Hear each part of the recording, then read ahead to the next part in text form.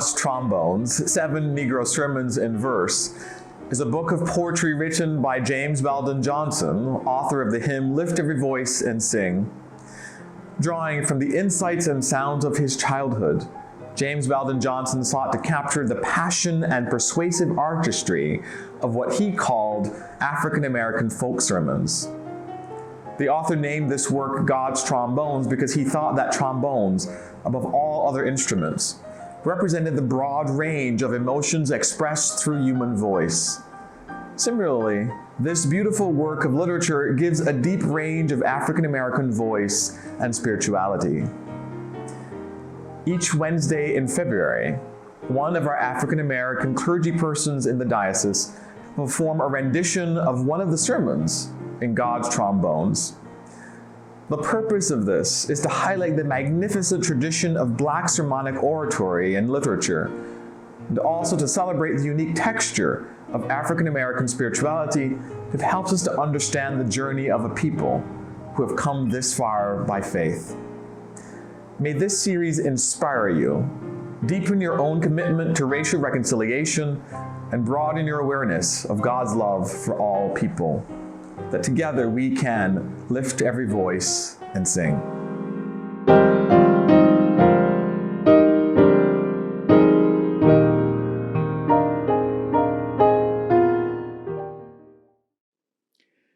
Let my people go.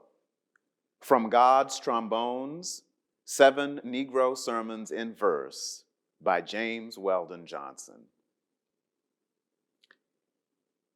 And God called Moses from the burning bush. He called in a still, small voice. And he said, Moses, Moses. And Moses listened. And he answered and said, Lord, here am I. And the voice in the bush said, Moses, draw not nigh. Take off your shoes, for you are standing on holy ground. And Moses stopped where he stood, and Moses took off his shoes, and Moses looked at the burning bush, and he heard the voice, but he saw no man. Then God again spoke to Moses, and he spoke in a voice of thunder. I am the Lord God Almighty. I am the God of thy fathers. I am the God of Abraham, of Isaac, and of Jacob. And Moses hid his face. And God said to Moses, I've seen the awful suffering of my people down in Egypt. I've watched their hard oppressors, their overseers and drivers. The groans of my people have filled my ears, and I can't stand it no longer. So I'm come down to deliver them out of the land of Egypt. And I will bring them out of that land into the land of Canaan. Therefore, Moses, go down into Egypt and tell old Pharaoh to let my people go.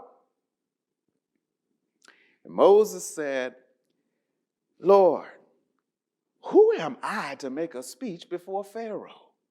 For Lord, you know, I'm slow of tongue. But God said, I will be thy mouth, and I will be thy tongue. Therefore, Moses, go down yonder into Egypt land, and tell old Pharaoh to let my people go. And Moses, with his rod in hand, went down and said to Pharaoh, Thus saith the Lord God of Israel, let my people go. And Pharaoh looked at Moses. He stopped still and looked at Moses. And he said to Moses, who is this Lord? I know all the gods of Egypt, but I know no God of Israel. So go back, Moses, and tell your God, I will not let this people go. Poor old Pharaoh. He knows all the knowledge of Egypt, yet he never knew the one and the living God. Poor old Pharaoh. He's got all the power of Egypt, and he's going to try to test his strength with the might of the great Jehovah, with the might of the Lord God of hosts, the Lord mighty in battle. And God, sitting up in his throne, laughed at poor old Pharaoh. And Pharaoh called the overseers, and Pharaoh called the drivers, and he said, put heavier burdens still on the backs of the Hebrew children. Then the people chode with Moses, and they cried out, look here, Moses, you've been to Pharaoh, but look and see what Pharaoh's done to us now. And Moses was troubled in mind. But God said, go again, Moses, you and your brother Aaron, and say once more to Pharaoh, thus saith the Lord God of the Hebrews, let my people go. And Moses and Aaron, with their rods in hand, worked many signs and wonders. But Pharaoh called for his magic men, and they worked wonders too. So Pharaoh's heart was hardened, and he would not let God's people go. And God rained down plagues on Egypt. Plagues of frogs and lice and locusts, plagues of blood and boils and darkness, and other plagues besides. But every time God moved the plague, old Pharaoh's heart was hardened, and he would not let God's people go. And Moses was troubled in mind. Then the Lord said, listen, Moses, the God of Israel will not be mocked. Just one more witness of my power I'll give hard-hearted Pharaoh.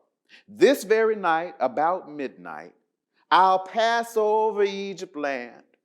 In my righteous wrath will I pass over and smite their firstborn dead. And God that night passed over, and a cry went up out of Egypt. And Pharaoh rose in the middle of the night, and he sent in a hurry for Moses. And he said, go forth from among my people, you and all the Hebrew children. Take your goods and take your flocks and get away from the land of Egypt.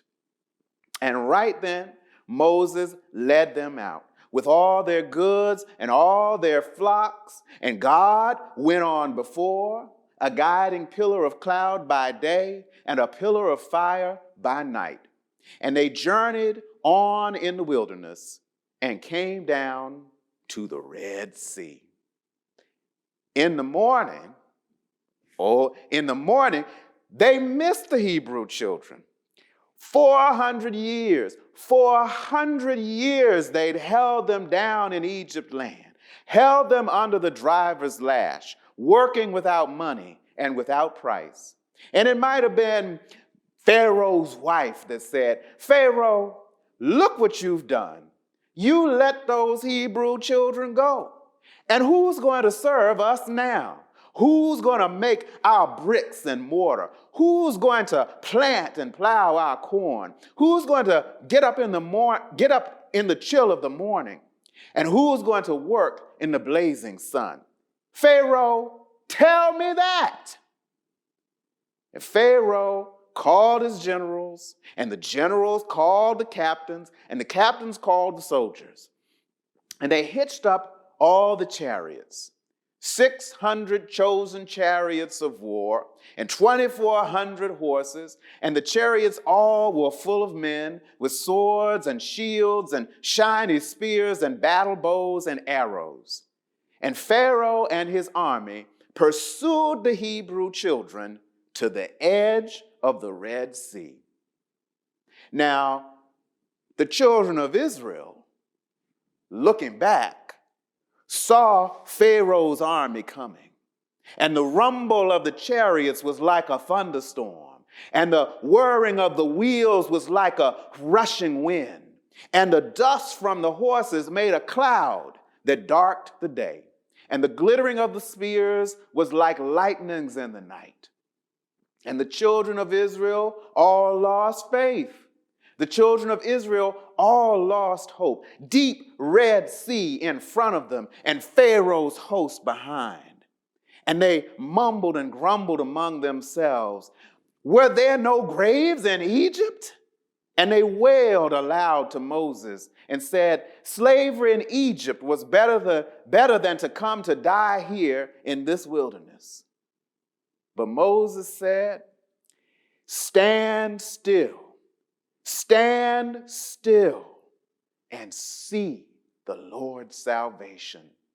For the Lord God of Israel will not forsake his people.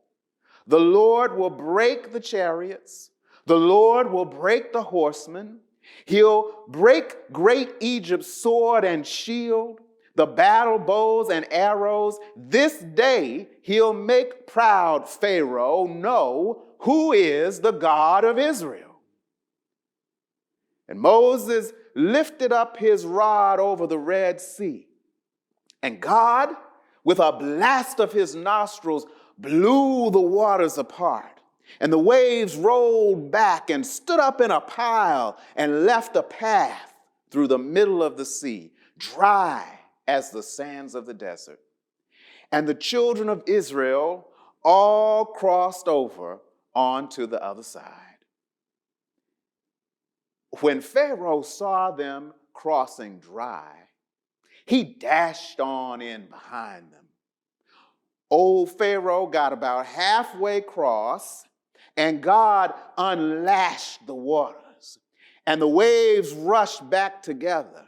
And Pharaoh and all his army got lost, and all his host got drowned.